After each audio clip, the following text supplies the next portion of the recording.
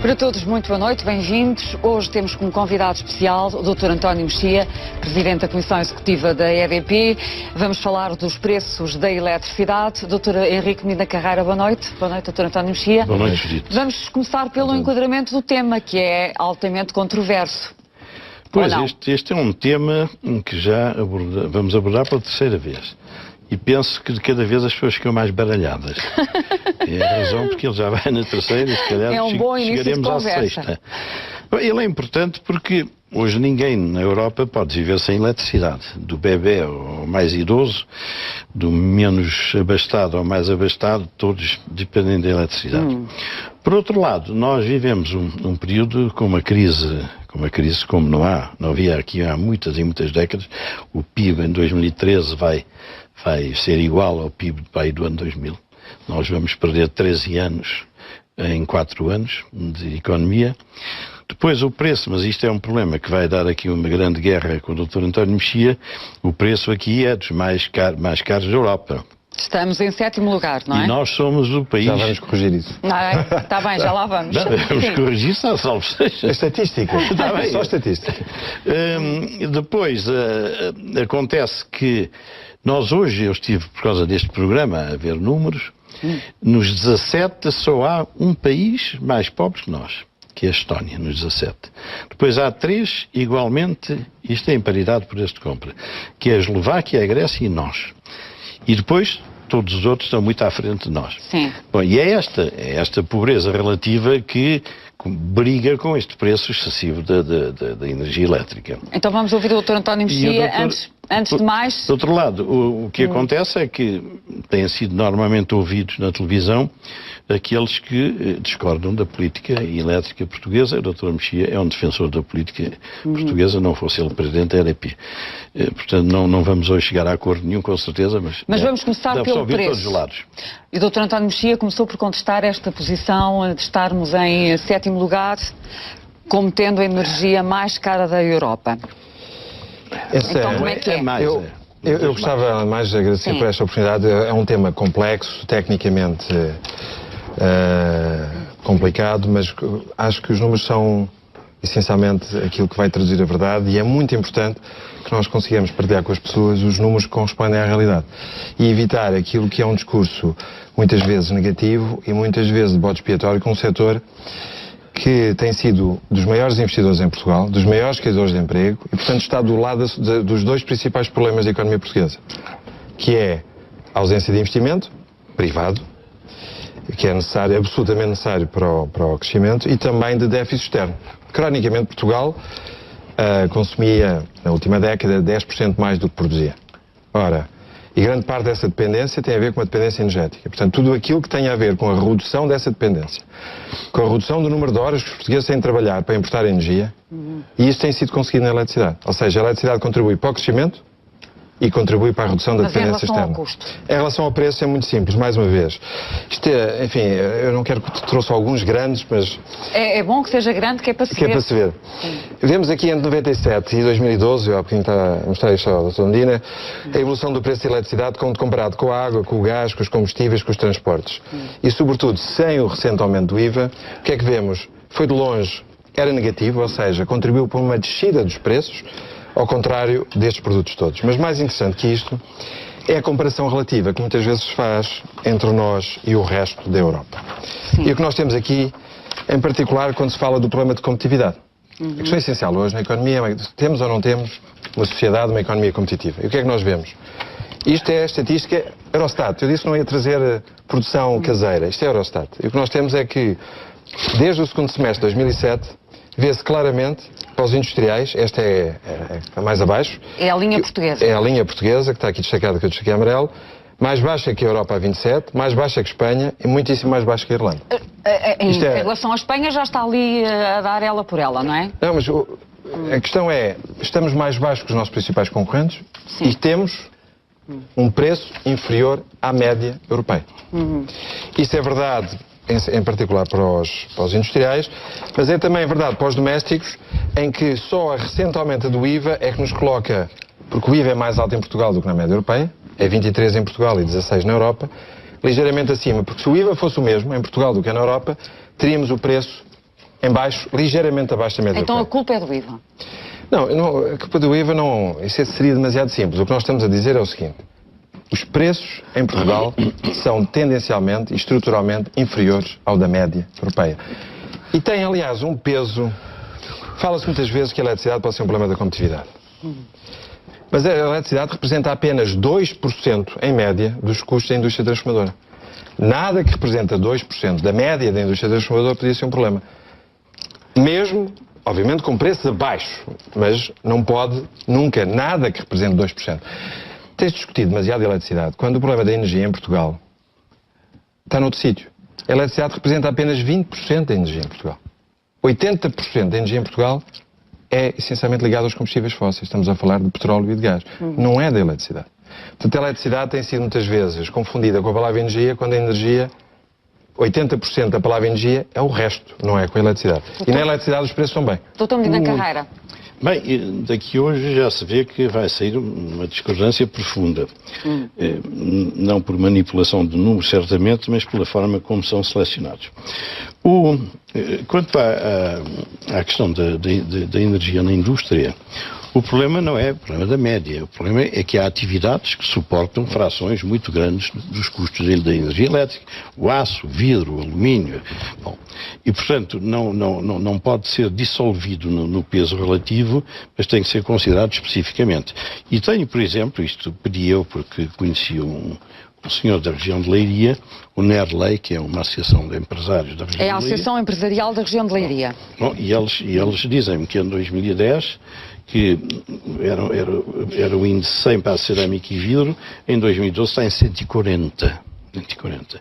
E que, em geral, para a indústria, entre 2011 e 2012, a energia elétrica que subiu 17,06. Não se atrapalhe com os números, que eu tenho memória excepcional para números. Não tenho para mais nada. A minha profissão é essa também. Eu não é ser a profissão. Essa é um dom da natureza. Tenho uma série de vícios e de falhas. Mas 17,06. Ora, não há dúvida nenhuma que neste setor, que é o da cerâmica, o problema da energia elétrica está a pesar de uma forma excessiva. Portanto, o que o Dr. Medina Carreira está a dizer é que há um problema de competitividade em alguns setores em razão dos custos da eletricidade. O critério que o Dr. António Mexia utiliza, que é o do peso relativo médio global, não é significativo porque há zonas onde de facto isso não tem significado, porque o peso é muito superior. Mas isso é verdade, o peso da energia, que aliás é na cerâmica, eu venho do gás, a minha primeira introdução na energia foi no gás, tem muito mais a ver com o gás que com a eletricidade. E esse problema é o mesmo em Portugal, uma cerâmica em Portugal, na Alemanha, ou em Espanha, ou em França. E por isso voltamos àquilo que é, qual é a relação entre o preço cá e lá fora. Não é o que era hoje e o que era há 3 anos atrás. É o que é que evolui a energia em Portugal com os outros países, porque esses têm também... É aí que eu compito, eu não compito com o passado. Eu compito no presente com alguém que tem também a mesma realidade que eu tenho. Simplesmente, este caso do NERLEI, não tenho outros, porque não tive tempo para isso, mas significa que o custo tem crescido de uma forma muito, muito rápida. Se estes números são verdadeiros, eu creio que o são. Não lhe vou perguntar, porque não conheço. Não, isto é só... Certamente, isto é Eurostat. São tão verdadeiros, provavelmente, como este é um caso concreto. Aliás, temos um problema pendente, que eu não conheço bem, que é o da siderurgia, que pensa em migrar, invocando custos da energia. Não sei se é exato, não é? Mas é um caso que pode ilustrar aquilo que estou a dizer. Eu acho que o caso da cirurgia é um bom caso, ainda bem que o refere. O caso da energia, da cirurgia, representa o resultado daquilo que é, globalmente, os países têm uma determinada política e depois, em determinados setores, tentam fazer uma intervenção. O que eu gostava de dizer é o seguinte, a cirurgia, e isso vem de uma notícia do jornal, a cirurgia disse, em Espanha, a cirurgia tem um preço mais baixo. E a resposta é, se tivesse exatamente o mesmo volume que tem em Portugal, a resposta é não, não tem o preço mais baixo. Não qualifica para uma coisa chamada, que é o G4, que é um grupo altamente subsidiado em Espanha. Agora, eu percebo que os governos tenham políticas industriais, têm que se perceber exatamente em que medida é que se depois utiliza a eletricidade como política industrial. E o que vimos agora este fim de semana é que o governo, e bem... Quanto tempo é que demora a instalar a sua internet? Liga a tomada e mais nada. Uau! Sem cabos, sem furos, sem esperas. Uau! Internet instantânea. O governo, e bem, diz, enquanto Espanha fizer, nós provavelmente faremos uma coisa semelhante. O que me parece adequado. E é uma coisa que se aplica à siderurgia. Portanto, é bom não ir buscar só um caso, porque nós estamos dos dois lados da fronteira. Nós estamos entre esse país, mas em particular, como comparando com a Espanha, nós fizemos uma base de dados muito clara, porque eu tenho clientes dos dois lados. Em 97% dos casos, paga-se menos em Portugal do que em Espanha. Menos em Portugal do que em Espanha. Em 97%. Em termos empresariais? Agora, recuando ao princípio da conversa, este tem este papel, eu hoje à tarde arranjaram estes dois. Isto que eu digo é um problema que não é específico de Portugal, claro, embora aqui atinja por razões, digamos de garantia de ganhos, que é contra o Tratado da União Europeia, que é um caso que atinge a sua empresa, uma reunião que houve na Comissão Europeia em que eles falam de tudo isto e do problema das renováveis e que isto tem que ser atacado. E há aqui uma declaração do Sr. Rompuy que diz que de 2005 a 2012 o preço da energia elétrica cresceu 27% e, por conseguinte, a competitividade da União Europeia. Confirma-se esta informação, Dr. Mexia? Está aí a fotocópia. Sim. Mas eu, por acaso, isso é muito interessante. Eu acho que esta questão da União Europeia resulta daquilo que é uma diferença muito recente em relação àquilo que aconteceu nos Estados Unidos. Mas que aconteceu por uma razão, que é a existência de gás de xisto, chamado Shell Gas, nos Estados Unidos, que fez com que, ao mesmo tempo que na Europa o gás subia 35%, desceu 66% nos Estados Unidos. Ou seja, o que resulta, a grande diferença de competitividade hoje, resulta de uma situação em que há 5 anos o gás custava nos Estados Unidos o dobro do que custava na Europa e hoje custa 1/3 do que custa na Europa. Portanto, não tem nada a ver com outras políticas industriais. Tem a ver com, claramente, a introdução de uma coisa nova, disruptiva, que tem a ver com o gás de xisto. Que nós não temos. Que a Europa tem muito menos, tem reservas muito menores, que tem questões ambientais que ainda não estão dirimidas. A França, por isso, simplesmente tem uma moratória, proibiu essa exploração. Portanto, nunca terá na Europa o impacto que teve nos Estados Unidos. Nunca terá, provavelmente, nos próximos 20 anos. Deixa-me fazer uma pergunta Portanto, concreta. a diferença disto não tem a ver com nenhuma política europeia. Tem a ver com uma alteração de custos relativos entre a Europa e os Estados Unidos, que resulta de uma coisa que não tem nada a ver com política. Sim, mas que não pode tem a ser ver com o Shell Gas. Não, que é obviamente reconhecida. Mas é muito mais, para mim, a questão é a decisão da Alemanha acabar com o nuclear ou não. A decisão de, pura e simplesmente, a Inglaterra fechar tudo a carvão em 2015. São essas discussões que podem ter interesse. Não tem a ver com o facto de o que aconteceu nos Estados Unidos tinha que ter tradução imediata na Europa. É impossível. De qualquer maneira, eu não desprezaria, porque, enfim, são opiniões que resultam, que vêm de países onde estes problemas são vistos com grande cuidado e a política é também ela muito cuidadosa.